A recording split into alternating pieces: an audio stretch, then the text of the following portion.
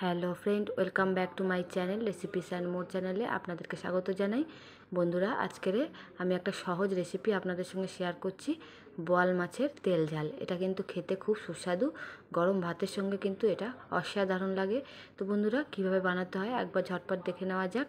আর যদি ভালো লেগে থাকে অবশ্যই কমেন্টের মাধ্যমে জানাবেন, লাইক করবেন, শেয়ার করবেন আর সাবস্ক্রাইব করে আমার পাশে অবশ্যই থাকবেন বন্ধুরা। তো চলুন দেখে নেওয়া যাক। তো বোয়াল মাছের তেল ঝালটা বানানোর জন্য এখানে আমি 4-5 পিস মতন বোয়াল মাছের পিস ভালো করে ধুয়ে পরিষ্কার করে নিয়েছি। এবার এতে নুন আর হলুদ মাখিয়ে হালকা করে কিন্তু মাছটাকে ভেজে নেব, বেশি কড়া করে ভাজবো না। তো তেলটা দেওয়া হয়ে গেছে কড়ার মধ্যে, গরম হয়ে গেলে আমি মাছগুলো একে একে দিয়ে ভেজে তুলে নিচ্ছি। তো মাছগুলোকে এবার আমি দিয়ে দিচ্ছি, তেলটা গরম হয়ে গেছে। বোয়াল মাছ কিন্তু বন্ধুরা বেশি একটা ভাজতে লাগে না, ভাজলে কিন্তু টেস্টটা কিন্তু ভালো আসবে না। তো একটা পিঠ হয়ে গেছে, আর একটা পিঠ একটু মোটামুটি ভেজে নিয়ে তারপরে তুলে নেবো মাছটাকে। তো বন্ধুরা, মাছটা আমার ভাজা হয়ে গেছে, এবার আমি তুলে নিচ্ছি সব মাছগুলোকে। মাছগুলোকে তুলে নেওয়ার পরে কড়াইটাকে পরিষ্কার করে নিয়ে আর একবার কড়াইটা বসিয়ে দিয়ে এর মধ্যে তেল দিয়ে দিচ্ছি। তো তেলটা দিয়ে দিচ্ছি, এখানে কালো জিরা ফোড়ন দিয়ে দিচ্ছি আর দিয়ে দেবো এখানে টমেটো বাটা। একটা বড় সাইজের টমেটো, সেটাকে বেটে নিয়েছি, তো সেটা দিয়ে দিলাম। টমেটোটাকে 3-4 মিনিট মতন কষিয়ে নিতে হবে ভালো করে। টমেটোটা ভাজা হয়ে গেলে পরে ভালো করে তারপর আমি এর মধ্যে দিয়ে দেবো পেঁয়াজ বাটা। মিডিয়াম সাইজের একটা পেঁয়াজ ভালো করে বেটে সেটা আমি দিয়ে দিচ্ছি।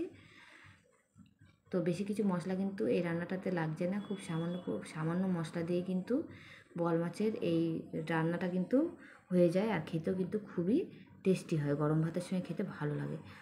তো এবার দিয়ে দিচ্ছি নুন, পরিমাণ মতো নুন আর হলুদ দিয়ে আবার আমি কিছুক্ষণ মতন কষিয়ে নেব, যাতে মশলাগুলোকে ভালো করে কষিয়ে নিতে হবে, এমনভাবে কাঁচা অবস্থাটা যাতে না থাকে, তো সেইভাবেই কষাতে হবে। তো ভালো করে কষানো হয়ে গেছে, এবার আমি এর মধ্যে দিয়ে দিচ্ছি শুকনো লঙ্কা সামান্য গুঁড়ো। তো এই লঙ্কার গুঁড়োটা দেওয়া একটাই কারণ, কালারটা সুন্দর হবে, এর জন্য আপনারা চাইলে কিন্তু কাঁচা লঙ্কাও ব্যবহার করতে পারেন। এবারে আমি দিয়ে দিচ্ছি অল্প পরিমাণে জল। জলটা কিন্তু বেশি দিচ্ছি না, অল্পই দিচ্ছি, যাতে একটা গা মাখা মতন ঝোল আমরা রাখতে পারি, সেই বুঝে কিন্তু জলটা দিলাম। তো ঝোলটা ফুটে উঠেছে, এবার সব মাছগুলোকে আমি দিয়ে দিচ্ছি। প্রত্যেকটা মাছ দিয়ে ভালো করে কিন্তু 6-7 মিনিট মতন একটু ফুটিয়ে নিলেই কিন্তু আমাদের রান্নাটা কমপ্লিট হয়ে যাবে। তো বন্ধুরা, যদি আমার এই বোয়াল মাছের তেল ঝাল রান্নাটা আপনাদের ভালো লেগে থাকে অবশ্যই বাড়িতে একদিন রান্না করে খেয়ে দেখবেন, আশা করছি আপনাদের ভালো লাগবে। আর ভালো লেগে থাকলে কিন্তু কমেন্ট করে জানাতে ভুলবেন না, লাইক করবেন, শেয়ার করবেন আর প্রতিবারের মতন আমাকে সাবস্ক্রাইব করে আমার পাশে অবশ্যই বন্ধুরা আপনারা থাকবেন। তো রান্নাটা দেখতেই পাচ্ছেন হয়ে গেছে, মাছগুলোকে একটু উল্টে পাল্টে দিচ্ছি যাতে এর মধ্যে মশলাটাও যায় আর খেতেও যাতে ভালো লাগে। তো বন্ধুরা, রান্নাটা আমার হয়ে গেছে, গ্যাসটা কিন্তু এবার আমি নিভিয়ে একটা পাত্রের মধ্যে আমি সার্ভ করে নেব মাছের ঝোলটা।